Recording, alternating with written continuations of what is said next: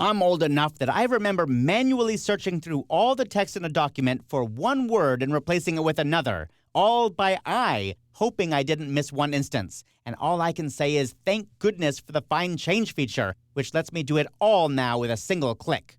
You can find Change by going to the Edit menu and choosing Find Change, or press Command F or Control F on Windows. There's a lot of options in the Find Change dialog box, but I'm going to focus just on the basics here. Find what and change to. Let's say I want to search for the word Egypt. All I have to do is type Egypt here. And when I click Find, it finds the first instance of Egypt. It's down here. Let me zoom in on that. Command spacebar or Control spacebar. Drag over that, and we can see that it did in fact find the word Egypt, but inside of another word. That's not what I was intending. I wanted to find the whole word Egypt.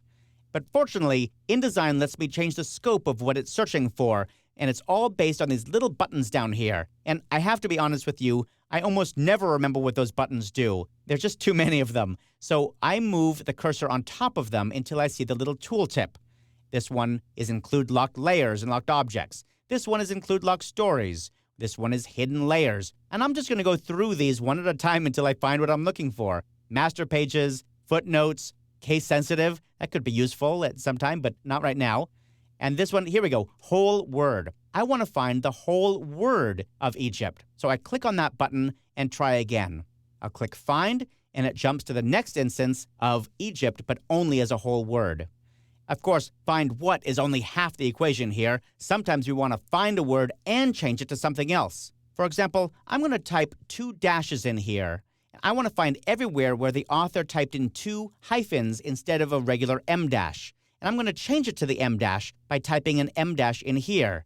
But what if I don't remember how to type an M dash or what the code is? Well, that's where this little pop-out menu over on the right comes in.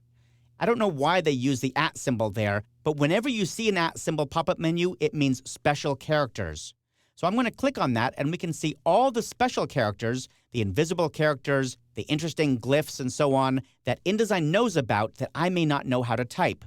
In this case, I'm looking for a hyphen or a dash, and there it is, M dash. It types in a special code that I'm never going to remember myself, but fortunately it types it in for me. And now I can click Change All, and it says, 0 replacements made. Well, remember just a moment ago, we told InDesign what the scope of our search was. We told InDesign to only find whole words. Well, there are no whole words that are just 2 dashes. I need to turn that button off and then do my Change All. It goes through the document, and it found 8 of them. So that's great. I'll click OK. Here's another thing I use Find Change all the time for. Find all the instances where somebody typed 2 or more spaces and replace it with a single space. I could do that myself, but sometimes people use weird spaces. You know, Adobe InDesign has all kinds of strange spaces like thin spaces and quarter spaces and so on. What if I want to find all of those? Well, fortunately, InDesign comes with a bunch of built-in queries, these Find Change queries, and they all live up here in the Query pop-up menu. And we can look at the ones that InDesign ships with by clicking on that pop-up menu. There's a whole bunch of cool ones in here. I'm going to use multiple space to single space. It types all the weird codes for all the different spaces that it's going to look for, so I don't have to remember any of that. Now all I have to do is click Change All, and it goes through the entire document, and it found 347 of them in just an instant. Now, there's lots of other things you can do in the Find Change dialog box. For example, you can find text with particular formatting and change it to other formatting. I'll cover that in a later chapter.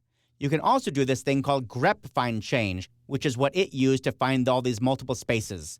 I go into great detail about grep and all the cool things you can do with that in another title in the lynda.com online training library called 10 Things to Know About grep.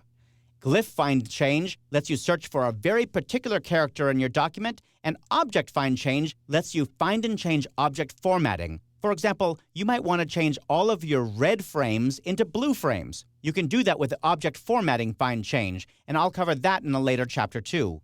The Find Change dialog box is obviously an incredibly powerful tool when you take the time to dial in exactly what you're looking for and exactly what you want to change it to.